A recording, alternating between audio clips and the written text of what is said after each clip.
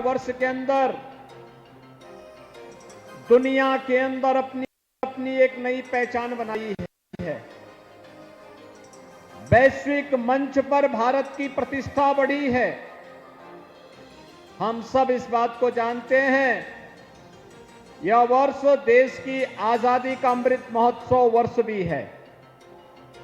पूरे देश के अंदर आजादी के अमृत महोत्सव वर्ष पर प्रधानमंत्री मोदी जी के नेतृत्व में हर घर तिरंगा फहराया जाना भारत के 135 करोड़ लोगों का भारत की राष्ट्रीयता पर अटूट विश्वास का प्रतीक भी बना।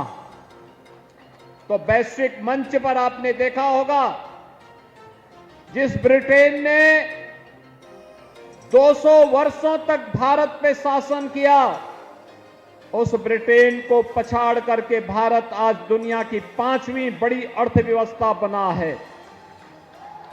भाइयों बहनों, ये उपलब्धि इसलिए उपलब्ध हुई क्योंकि देश का यशस्वी नेतृत्व प्रधानमंत्री मोदी जी के नेतृत्व में हमारे उद्यमी, हमारे व्यापारी, हमारे उद्योगपतियों ने, जनता जनार्दन ने जो परिश्रम किया, जो पुरुषार्थ किया, आज उसका परिणाम हमारे सामने है कि भारत दुनिया की 5वीं अर्थव्यवस्था बन चुका है और बहुत शीघ्र दुनिया के शीर्ष 3 बड़े आर्थिक महाशक्ति के रूप में भारत की अपनी पहचान होगी।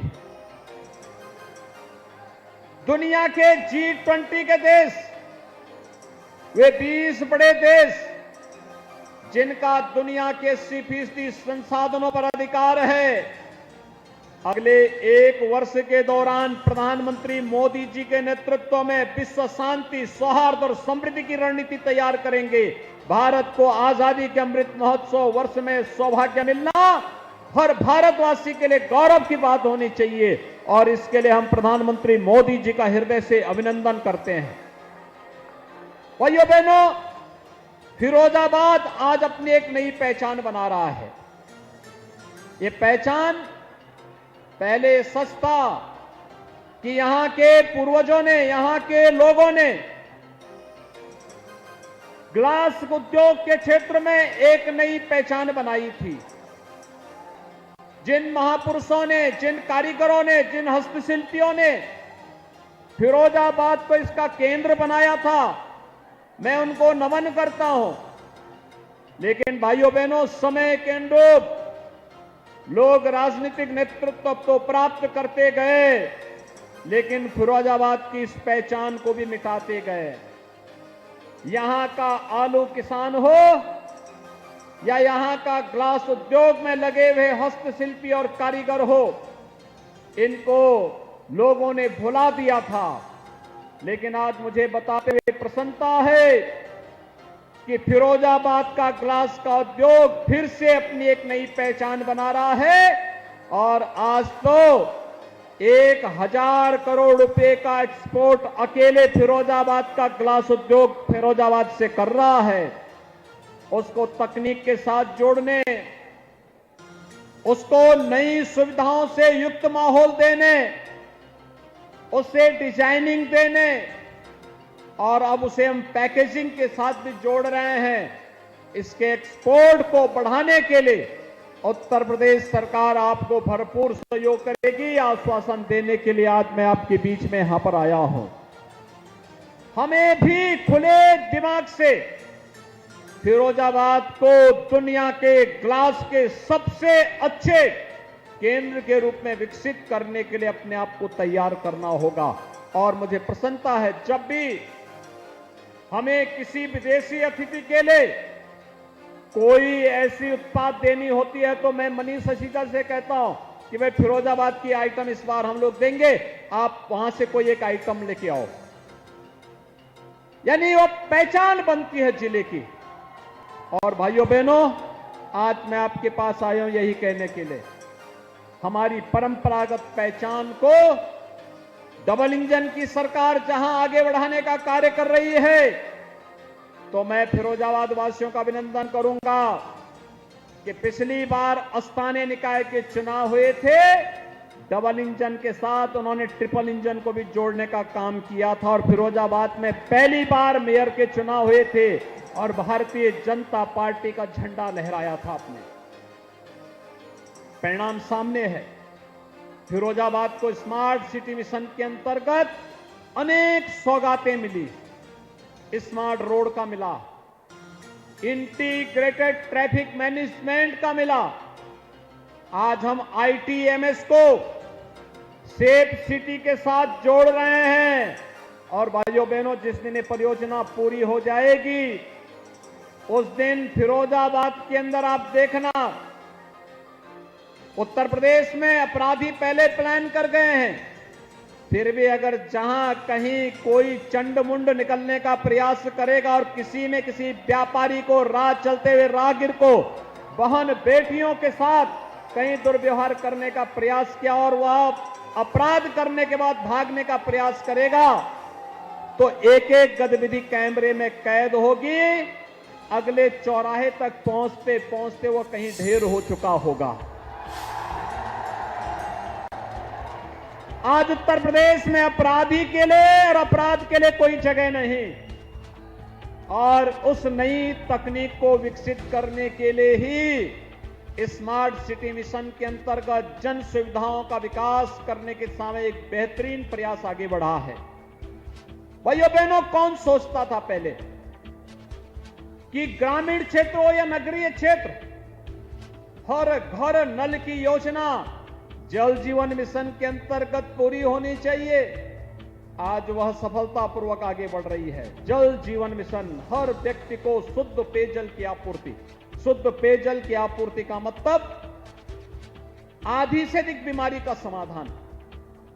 बीमारी पेड़ जनित जितनी बीमारियां हैं यह अशुद्ध जल के कारण होती हैं। अगर जल शुद्ध हो जाए तो भाइयों बहनों, दवा का खर्चा आपका आधा समाप्त हो जाए, आधा पैसा आपका वैसे ही बच जाएगा। लेकिन उस दिशा में कोई ध्यान ही नहीं देता था। आज प्रधानमंत्री मोदी जी ने जल जीवन मिशन के अंतर्गत ग्रामीण क्षेत्र के हर बस्ती में, हर घर तक और शहरी क्षेत्र में भी ये सुविधा देने की कार्रवाई की है। हम लोग फिरोजाबाद के अंदर भी हर घर नल की योजना को लागू करने जा रहे हैं। हर घर को, हर व्यक्ति को अधिकार होना चाहिए अच्छी सड़क का, अच्छी स्ट्रीट लाइट का, शुद्ध पेयजल उपलब्ध होने का, अच्छी ट्रैफिक व्यवस्था का। उसको ये बुनियादी सुविधाएं मिलनी ही चाहिए और उसे देने के लिए डबल इंजन सरकार पूरी प्रतिबद्धता के साथ आपको आश्वासन देने के लिए आई है कि आपका अधिकार आपको देने के लिए सरकारें तैयार हैं। हम सब उसके लिए अपने आप को तैयार करें। हर गरीब को मकान मिल जाए। अकेले फिरोजाबाद में 28,000 से अधिक आवास शहरी क्षेत्र में गरीबों को उपलब्ध हुए हैं। 28,000 से अधिक गरीबों को। अनुमान करिए, एक एक आवास में 2.5 लाख रुपया सरकार दे रही है। 1.5 लाख केंद्र सरकार, 1 लाख प्रदेश सरकार। और भाइयों बहनों, हर गरीब को मकान मिल रहा है। अभी मंच पे हम लोग सर्टिफिकेट दे रहे थे लोगों को मकान का। मैंने उनसे पूछा, मैंने कहा कोई पैसा तो नहीं मांगता है? उन्होंने कहा नहीं साहब, पैसा तो हमारे खाते में सीधे आ जाता है, बीच में कोई मांगने की गुंजाइश ही नहीं बची है। आवास के लिए पैसा, स्ट्रीट वेंडर के लिए, ठेला खोमचा रेड़ी लगाने वालों को कोई नहीं पूछता था। आज पीएम स्वनिधि योजना के अंतर्गत बैंक से बिना भेदभाव के ब्याज फ्री लोन की सुविधा उन्हें उपलब्ध करवाई जा रही है। यह पीएम स्वनिधि की योजना है। ग्रामीण क्षेत्र में जो गरीब जहां पे बसा है उस मकान, उस जमीन का मालिकाना अधिकार स्वामित्व योजना के अंतर्गत उसे उपलब्ध कराया जा रहा है। भाइयों बहनों, हर गरीब को 5 लाख रुपए का स्वास्थ्य बीमा का कवर मिल जाए। कोरोना कालखंड में फ्री में टेस्ट, फ्री में उपचार, फ्री में वैक्सीन और फ्री में राशन की सुविधा हर गरीब को बिना भेदभाव के मिल जाए। आप मुझे बताओ, क्या इतनी योजनाएं दी गई? केंद्र और राज्य सरकार इतनी योजनाएं दे रही हैं। बेटी बचाओ बेटी पढ़ाओ के लिए मातृवंदना योजना के अंतर्गत, कन्या सुमंगला योजना के अंतर्गत, सामूहिक विवाह योजना के अंतर्गत, वृद्धावस्था पेंशन, निराश्रित महिला पेंशन, दिव्यांगजन पेंशन। किसी योजना में व्यक्ति का चेहरा देख करके नहीं, सबका साथ और सबके विश्वास की भावना के अनुरूप योजना का लाभ उन्हें उपलब्ध करवाने का कार्य हुआ है। और भाइयों बहनों, जब सरकार किसी की जाति, मत, मजहब, क्षेत्र, भाषा न पूछ करके भारत का नागरिक है तो भारत के संसाधनों पर उसका अधिकार है, और अगर वह पात्रता की श्रेणी में आता है तो सरकार उसको सहयोग करेगी। इस विश्वास के साथ सरकार आज कार्य कर रही है। तो फिर भारतीय जनता पार्टी के साथ ये भेदभाव क्यों हो जाता है कभी कभी? और इसीलिए मैं आपसे कहने के लिए आया हूं, योजनाओं में भेदभाव नहीं है। आज उत्तर प्रदेश दंगा मुक्त हुआ है, कोई दंगा नहीं, कोई उपद्रव नहीं, कोई अराजकता नहीं, हर व्यक्ति सुरक्षित है। यह पक्ष सुरक्षित, वह पक्ष भी सुरक्षित, कहीं कोई समस्या नहीं। आज विकास के जिस लंबी छलांग को लेकर के उत्तर प्रदेश कार्य कर रहा है, अभी डॉक्टर अनिल जैन जी कह रहे थे, वन डिस्ट्रिक्ट वन प्रोडक्ट के माध्यम से उत्तर प्रदेश का एक्सपोर्ट कई गुना बढ़ा है। उत्तर प्रदेश आज एक्सपोर्ट हब बना है। One district one medical college की तरफ उत्तर प्रदेश बढ़ा है। 75 जनपदों में से जब 2017 में हम लोग आए थे, तब 75 जनपदों में से मात्र 12 जनपदों में सरकारी मेडिकल कॉलेज था। आज भाइयों बहनों, हम लोग 59 जनपदों में मेडिकल कॉलेज का निर्माण का कार्य कर रहे हैं, और जो 16 जनपद बचे हैं, उन 16 जनपदों में से 10 और जनपदों के लिए हम लोग मेडिकल कॉलेज की व्यवस्था दे चुके हैं। 6 जनपद बच जाएंगे हमारे पास। अगले 1 वर्ष के अंदर उन 6 जनपदों को भी हम मेडिकल कॉलेज की सुविधा उपलब्ध करवाने जा रहे हैं। जो मेडिकल कॉलेज बन चुके हैं, उनमें सुपर स्पेशलिटी का ब्लॉक बन रहे हैं, विशेषज्ञ चिकित्सक लगाए जा रहे हैं, पीएचसी, सीएचसी में टेली कंसल्टेशन की सुविधा उपलब्ध करवाई जा रही है। हर मेडिकल कॉलेज में नर्सिंग कॉलेज और फार्मेसी कॉलेज की स्थापना का कार्य हो रहा है। हर ग्रामीण क्षेत्र में भी हम लोग ग्राम सचिवालय का निर्माण करते हुए वहां पर रोजगार सेवक के साथ साथ कंप्यूटर सहायक की तैनाती कर रहे हैं। गांव के नागरिक को गांव में सुविधा मिले, शहर के नागरिक को शहर में सुविधा मिले। ईज ऑफ डूइंग बिजनेस के साथ साथ ईज ऑफ लिविंग के लक्ष्य को भी हम प्राप्त करें। आज इस दिशा में सरकार ने नए कदम बढ़ाए हैं, और उस कदम के साथ कदम मिलाकर के चलने की जिम्मेदारी हर उत्तर प्रदेश वासी की भी होनी चाहिए। उसी आशा विश्वास के साथ आज मैं आपके पास आया हूं। ये जो 270 करोड़ रुपए की परियोजनाएं आज यहां पे लोकार्पित और शिलान्यास की गई हैं, ये भाइयों बहनों आप ही से जुड़ी हुई है, सड़क से जुड़ी हुई है, इंटर कॉलेज का है, आईटीआई का है, आईटीएमएस का है, मेडिकल कॉलेज का है, स्वास्थ्य विभाग से जुड़ा हुआ है, पशुपालन विभाग से जुड़ा हुआ है। हमेशा यहां के लोग कहते थे कि आलू उत्पादन होता है, उसकी प्रोसेसिंग का नहीं। हम लोगों ने 800 करोड़ रुपए की लागत से मथुरा में पेप्सिको इंडिया का एक उद्योग लगा दिया है। अभी फिरोजाबाद, आगरा, मैनपुरी और आसपास के जनपदों के लिए भी ये कार्रवाई आगे बढ़ रही है। अलीगढ़ आदि के लिए भी कार्रवाई आगे बढ़ रही है। किसान को उसकी उत्पाद का उचित दाम मिले। प्रधानमंत्री मोदी जी ने पहले से व्यवस्था कर दी है कि उसकी उत्पाद का लागत का 1.5 गुना दाम किसान को प्राप्त हो जाए। एमएसपी घोषित की गई, लगातार उसका दाम दिया जा रहा है। भाइयों बहनों, पर्यटन की सुविधाओं का विकास किया जा रहा है। ये क्षेत्र में आता है। इन अपार संभावनाओं को आगे बढ़ाने के लिए, जैसे फिरोजाबाद के ग्लास उद्योग ने, यहां के हस्तशिल्पी और कारीगरों ने सुहाग की प्रतीक यहां की चूड़ियों को, ग्लास के उद्योग को मूर्तियों के माध्यम से अपनी कलाकृतियों के माध्यम से एक वैश्विक पहचान दी है। भाइयों बहनों, इसको और अच्छे ढंग से आगे बढ़ाने की आवश्यकता है। और मैं तो यहां के जनप्रतिनिधियों से, सांसद जी से, विधायक जी से, सबसे कहूंगा कि यहां पर हमें डिजाइनिंग इंस्टीट्यूट के साथ साथ पैकेजिंग इंस्टीट्यूट के लिए भी हमें कार्य करना होगा, क्योंकि ये चीजें इसके साथ जुड़ेंगी। आप देखना, अभी जो 1000 करोड़ रुपए का एक्सपोर्ट यहां का है, पैकेजिंग और डिजाइनिंग के साथ जैसे यहां का उद्योग जुड़ेगा, आप देखना यही 5000 करोड़ रुपए का एक्सपोर्ट यहां से होने लग जाएगा। दुनिया इसकी मांग करेगी।